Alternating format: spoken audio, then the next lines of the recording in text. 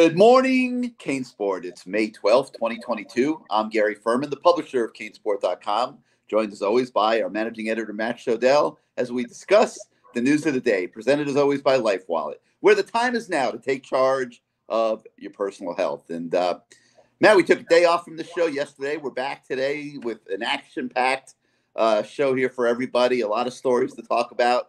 We'll kind of pack really a couple days of content into one show here, and try to touch on as many of the stories as possible. And I thought we would start with the visit that's taking place right now with Central Florida receiver Jalen Robinson, who is unquestionably a priority for Miami. They are looking to fortify the receiver position and bring in a guy that they think can be a number one receiver. They've got bodies at that position. They don't have proven playmakers. We've been saying it all along. Some people want to argue. My answer to any argument would be point to me one guy that is proven to be an alpha dude at receiver. You won't be able to do it. So, Matt, here's the question. Can Robinson be the guy that Miami needs, the deep threat for Tyler Van Dyke that will stretch the defense and open up lanes for Restrepo and the tight ends and the running backs? Can Robinson be that dude, in your opinion? Oh, I've got your answer, a clear answer. I have no idea. He's not really the type of receiver that you saw Tyler Van Dyke throw to last year, right? Tyler Van Dyke seemed to like to throw to the tall, fast guy, not the short, sneaky guy. But you watch his highlights, and listen, you know me in highlights. I mean, you could put lowlights, and anyone's going to look terrible. You could put highlights, anyone's going to look really, really good. And, I mean, let's face it, UCF's not playing, the highest level of competition, like SEC level, whatever. But he got behind a lot of defenses. He made some moves. He reminded me, watching the film, a little bit of a stronger version of Roscoe Parrish, not quite as shifty, but probably just as fast. And he's going to return kicks and punts wherever he winds up. I'm just, I know you disagree with me on this. I'm just not sure that he's going to be better than Xavier Restrepo, Jacoby George, Frank Latson, or Keyshawn Smith. I know they're different types of receivers, but, he's a guy you can put inside, outside. Doesn't hurt to have him. I don't know if he's your number one guy. He wasn't UCF 2 years ago. He would have been last year if he didn't get hurt. I'm just not sure, just pure talent-wise. I still think Miami has such really good receivers. I know Mario Cristobal doesn't necessarily see there's a number one guy there. I think there could be one that emerges. It's funny, actually. I did some research. I don't know. Did I put this in the story or not? The last 5 years, did I put that in the story? Did you read the story, Gary? I did not read the story. I confess. Oh, yeah. So I think I did put it in here. So I looked at the last 5 years just for fun, because I have nothing better to do. It's May, and it's the gap between June visits and spring practice. I spend my days on the deck relaxing, and I come in for a Good Morning CaneSport in the morning, and that's about it. So I figured I'll put some of my time. Hey, I'm not going to feel sorry for you. Okay, I've been in meetings all week. Oh, poor guy. Yeah, listen, it's nice sitting out by the pool all day. It gets tiring, honestly. It's not easy to do nothing. It's very difficult. I'd rather be busy. No, I am busy, everybody out there. We're doing a lot of projects. But anyway, so I did look at the last 5 years, and I wanted to see, because they've been up and down on offense. So I wanted to see if there's a correlation between when the offense was really good for the last 2 years, when it wasn't good the 2 years prior, and then when it was average the year before that. Was there a number one receiver, and how big was the difference between the number of catches for the number one guy, the number of receiving yards for the number one guy, and then the number 2, 3, 4 guy, and if they were sort of all lumped together? And what I found was, the last 2 years, when the offense was really good, they had a clear number one guy, and everyone remembers this. It was obviously Charleston Rambo last year, and the year before was Mike Harley. And when Mike Harley wasn't the number one guy for the last two guys, by the way, that didn't get drafted by the NFL. Yeah, well, but they're still number one guys in college. And what the statement I'm making is they were number one guys on this team and in this program. They weren't good enough to get drafted. Well, I'm not sure Jalen Robinson is either. I mean, it's okay to be a great college receiver and not be a first-round NFL draft pick. I understand, but if anybody, and we see the pluses and minuses of the whole situation. We're not disrespecting anybody The reality of the situation is the reality of the situation. Okay. And if the coaches felt like they had an alpha dude in that room, they wouldn't be fishing with Jalen Robinson. It wouldn't be happening. You know, bringing in a guy this late in the game is not the blueprint. Okay. But they clearly feel coming out of spring practice that they need a game breaker. They need a guy that could take the lid off of things. And they're taking a shot that this guy can help them. I mean, you make it sound like it's desperation time. Like, I don't think they're reaching to just grab anybody. It's not desperation. They've done a good job shoring up this roster, Matt. They think they can win this season. Okay. So if they I think the receiver position is not as bad as you make it sound. That's what I'm trying to say. If they need a piece to round out their offseason here, they're going to look for it, and that's what they're doing here. They think they need another piece. Let me ask something. If Jalen Robinson comes and he's an average receiver, let's say, 500 yards, 5 touchdowns, I would honestly argue I'm so comfortable with Jaleel Skinner and Will Mallory being in the game every single rep. Like, I could see Jaleel Skinner at receiver, lining up at receiver. Like, he was so good this spring. We're going to do a ranking at some point this summer. I'm going to put him ahead of Will Mallory. I think this guy is the best receiving tight end Miami's had, pure receiving tight end Miami's had, including Brevin Jordan, maybe dating back to Greg Olsen. Like, for those of you that slow down, hasn't played a game yet, slow down. Correct. But just watch. Like, when Greg Olsen came, we knew. Like, these guys come and like, you see, you're like, wow. Wow, that looks different than what we've seen. That's what you see with Jaleel Skinner, okay? And I'll even forgive his father. I'll forgive his father for messing with us and giving us all the runaround and the whole – what did he put on his – we knew he was joking around, but whatever. So I'll forgive his dad because this kid's the real deal. But anyway, so getting back to – And I agree, but I don't believe in anointing before somebody does anything. Yeah, but listen, okay. Sam Bruce looked great coming out of high school, too. There's nothing wrong with – listen, Jalen Robinson wants to come. Of course you take Jalen Robinson. All I'm saying is it's just an addition. Like, I'm not going to anoint him the number one guy over Xavier Restrepo, who I thought looks really good, or over Jacoby George, who I think is good, or if Frank Ladson can finally live up. Like, you look at Frank Ladson and you watch him run, you're like, why isn't this guy the number one receiver? He looks like a number one receiver. He looks better than Rambo when you watch him, but then he just doesn't catch the ball. Like, I don't know what's going on, but maybe in the fall it comes together for him because he's off the charts, physical, athletic, everything you want. Anyway, that's beyond the point. So what we were talking about a minute ago was the research I've done sitting by the pool. And what I found, and if you want to call it a macrocosm, I'll make up a word, microcosm. I guess microcosm is a word. I don't know. But if you look at 2 years ago with Mike Harley, the first 4 or 5 games, he wasn't real good. The offense struggled a little bit. And then when he became really that number one guy, the offense took off. Last year with Rambo, the offense was great all year. The year before under Dan Enos, and I'll see if I can call up some of these numbers, there was no number one guy. And let's see. So, yeah. And so, okay. So 2019, it was 4 different players that had between 379 and 547 yards receiving. Obviously no go-to guy. The offense was not good. Okay.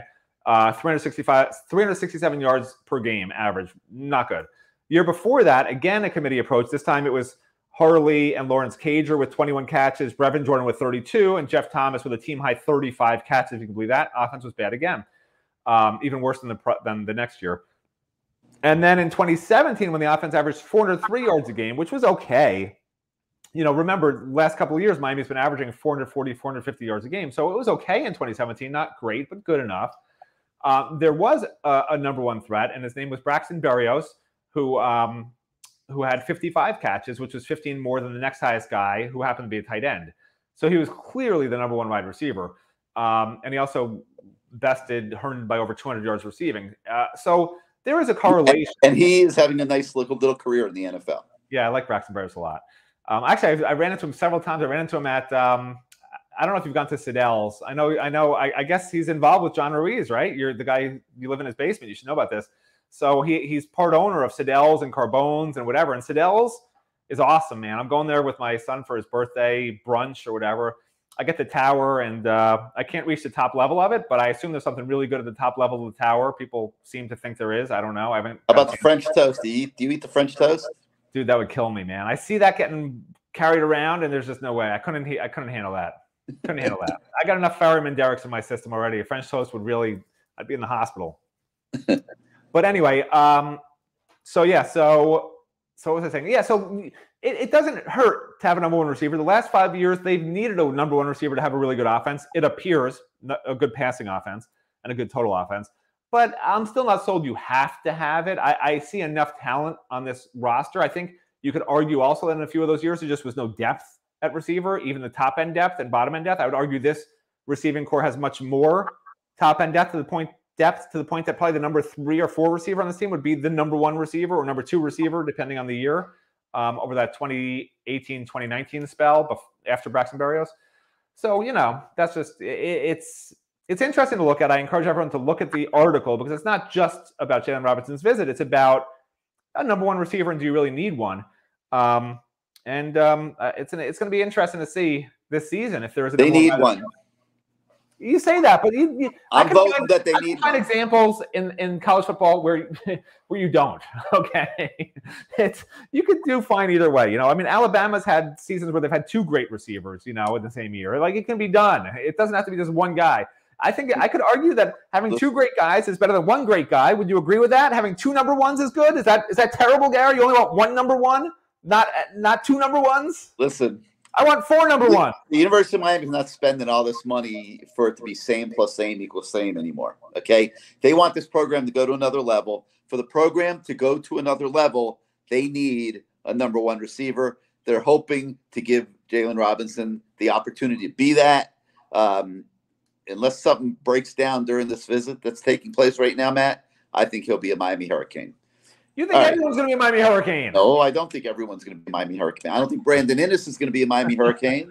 Well, that's like saying the sky is blue. I mean, that's. And I keep seeing the rivals analysts keep saying that the key to Miami's recruiting class is keeping Brandon Inniss at home. Like, no, that's ridiculous. Brandon Inniss has never been. I mean, I will tell you that Jalen Robinson. Most people heading into this visit think he's going to the SEC. I mean, I understand you're the eternal optimist, and yeah, it's the last visit. He can love it. I mean, it could go great, but like I'd put it at 50-50. I'm not the Gary. I'm just saying. I think they can get him. I really do. So we'll see. I always gotta mellow you out. I'm like the bitter coffee, and you're like the cream that goes in it. Everything's bread and butter with you, and I have to be the guy on the bottom who's just always negative. You're the negative Nancy. This is a sad thing. You're always trying to balance me out. Okay? This is the sad thing. I am bullish on the Canes and what's going on in the program right now. This is what's sad, Gary. I'm not even negative. It's just you're so positive. It makes you seem negative. Listen, talk to Manny Diaz. Ask him if he thought I was positive. I would say I would think he would beg to differ. I was not very positive the last few years. Okay, now I have hope. I like the way I see the program being run. That's why my positivism shines through. Things are different now, but we're not going to be idiots here and say that when Manny Diaz was hired, when Al Golden was hired, when Randy Shannon was hired, we weren't optimistic. They had a lot of plans. The plans didn't come through. I think this is different. Like those of you that saw the Mario Cristobal interview we put up yesterday, you hear him talk and you see him talk, and he has that presence. Like you used to talk to. I told you this before. We do interviews with Manny Diaz. And it's just like you're talking to your buddy. There are coaches that have a presence. When you heard Coach K, even in the media room, it's like he had a presence. You didn't want to screw up in front of him. Butch Davis was that way. That was when I was an intern for CaneSport in those days. There are certain coaches that you're just sort of, I don't want to say in awe of them, because reporters aren't supposed to be in awe of anybody. We're supposed to do our job logically and without bias. But like there are just some coaches that you're like intimidated by as a reporter. And I wouldn't say Mario intimidates us because we've known him since he was a wee little thing. But he has that presence where he could certainly intimidate any new reporter just with his presence and the way he talks, and I think people believe what he says. And he certainly believes what he says. There's no doubt about that. Like there are some guys who would say something, and we have called Manny Diaz a used car salesman before, but like Mario Cristobal could say anything. He could say the sky's purple, which I think it actually is scientifically. And he could probably convince you of it. Like, I think the sky is purple. Hold on, I'm going to look it up. Is the sky purple? I'm pretty sure it is. Is the sky purple? Hold on. Oh, I typed in purpose for some reason. Do you think the sky is purple, Gary? I do not think the sky is purple.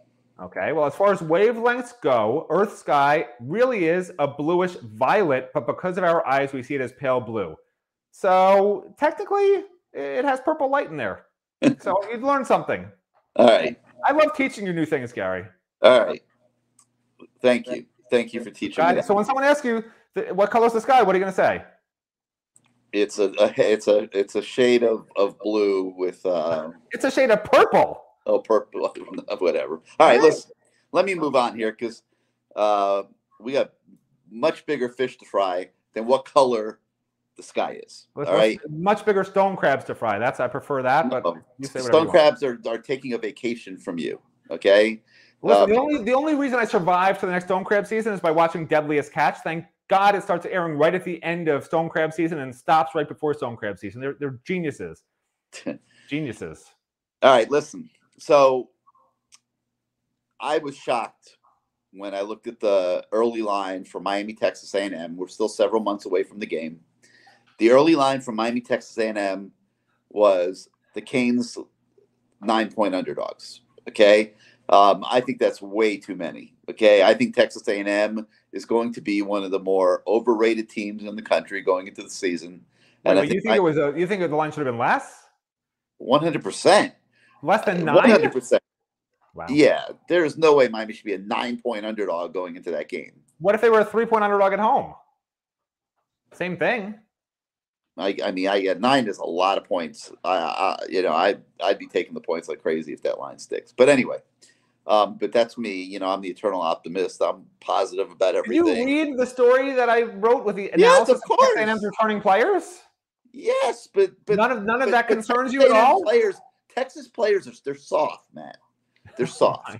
Okay, they're soft. Wow. You just got put on a locker room material for Texas A&M and caused Miami to lose, Gary. Congratulations. I equate this to Mario taking his Oregon team to Ohio State last year. Okay, very similar scenario. Okay, they were the more physical team, and they handled Ohio State at home, which is a pretty good team. Does Mario have enough firepower yet at Miami to do that? Don't know. We'll have to see. But I do think it'll be competitive. I think Miami will go up there and play its butts off. And I think 9 points is just way too many for that line. So we thought it would be fun. I mean, they have Mark Richt's nephew and Manny Diaz's son on the team. Okay, not Manny Diaz's son. I just wanted to say that. But they have Mark Richt's nephew. He knows the whole system in Miami. It's over, Gary. We have no chance. No, he doesn't know the whole system in Miami. Miami has a whole different system than when he was here. All right, listen. So we thought it would be a good idea to take a deep dive and look into that game a little bit. And so you'll see that story on the website this morning, and you guys can absorb it and see what you think. Watch Texas A&M highlights from last season and give us your opinions on the message boards. It'd be nice to see what everybody else thinks. Matt thinks that the Canes are going to lose big. I think the Canes are going to be competitive. You just said it. The 9-point line is too low. If they lose by 14 at Texas A&M, are you going to call that a victory? No. You think they're getting blown out. Are we talking about a betting line or who I think is going to win? Betting line. You just said that you think 9 points is not that big a deal. You think Miami should be a 9-point underdog? I think if a team is ranked in the preseason as a top 5 team, and they're playing a team that, what did ESPN or SI, somebody has rated them 39th, which is ridiculous. But let's face it, Miami probably doesn't deserve to be in the top 15, maybe not even in the top 20 until they prove something, right? Yeah, I would say on the road, first game in a new system, no real games before it, first road game under a whole new staff, bunch of new transfers that have to be put in place, whereas Texas A&M has a lot of guys coming back. I'd say, I'd expect a double-digit line. Now, would I expect Miami to cover? That's my point. I certainly think Miami can cover a double-digit line. I think it should be a double-digit line. I think Miami loses by a touchdown. I don't think they win this game. I mean, I know, Gary, you're going to say they're going to win because, of course, you're the eternal optimist. I just look at the facts and where things stand right now in terms of roster talent. Can Miami beat Texas A&M? Yes. Will they beat Texas A&M? I'd say 30% chance. So there's a chance. What I'm saying is there's a chance. I'm optimistic. I'm 30% optimistic. 70% not optimistic. All right. So the bottom line is we take an early look at this game and break it down a little bit, why the line is what it is, and allow you guys to form your opinions on it. All right. beyond that, we got a lot of recruiting coverage on the website right now. Let me touch on some of these stories. Matt, I'm going to start with Jaylen Brown. Got a little update with Jaylen, and I don't understand why he's not in a little bit more of a hurry. I've heard that things are going well with Miami, but he's not pulling the trigger. Okay, and that's a big deal. They need to get Jaylen Brown, and I'm sure they're trying very hard to get that commitment sooner rather than later. But Matt, he doesn't seem to be in any kind of hurry to do it. I don't think Miami should be in any sort of hurry to get commitments, okay? This is a new age in recruiting. All a commitment will do is make some other booster at some other school have someone call the kid, hey, whatever you're getting in Miami, we're going to double it. Who the hell knows? If Jaylen Brown wants to go ahead and take all his visits and find out how much money he's getting from everybody and where he fits in where and who wants him the most, whatever, man.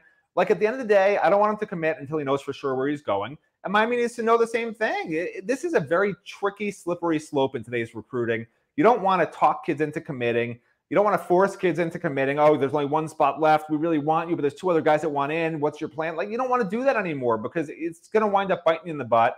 But you do want to know if some of these local kids are going to leave. Miami knows where they stand. Commitment's a word. But if they're going to leave you standing at the altar at the end of the day, you want to know that now so that you could recruit other kids. What is a commitment now? Like, that's a thing to me. I know fans love it. Oh, so-and-so committed. Like, the coaches know where things stand. You can commit or not be committed. You may as well say Jaylen Brown's committed now. He's as committed right now to Miami as I'd say 10 different commitments have been in the last couple of years. He just hasn't said he's committed.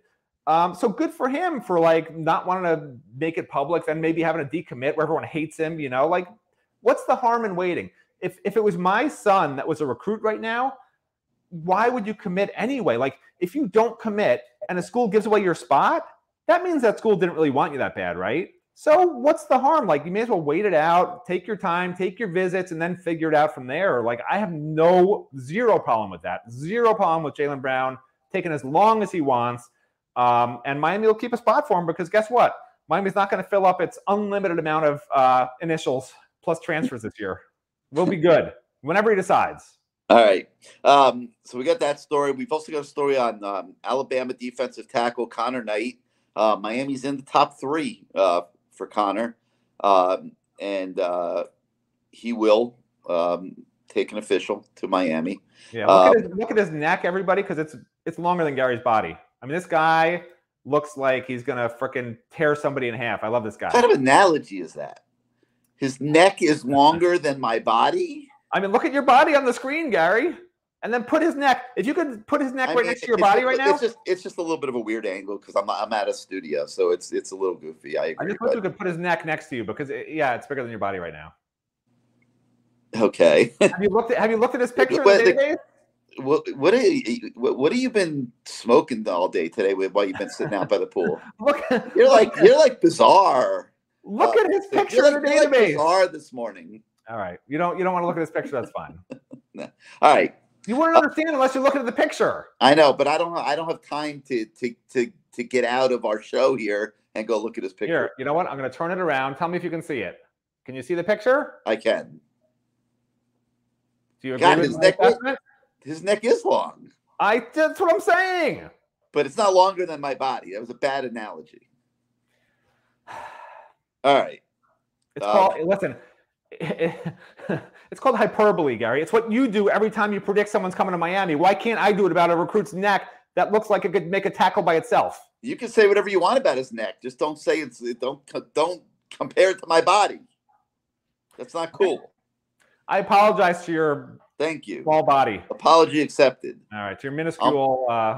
I'll move on. All right. So we also have a story on 4-star defensive end by Job. Is Job the right way to pronounce his last name?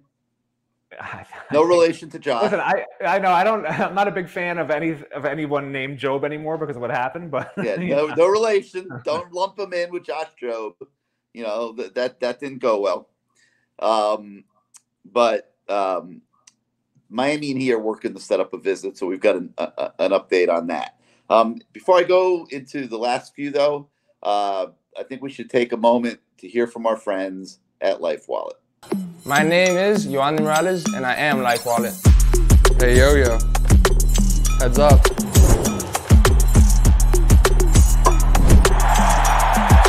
It's a home run. Normally I strike out all my hitters, but I want everyone to knock it out of the park with Life Wallet.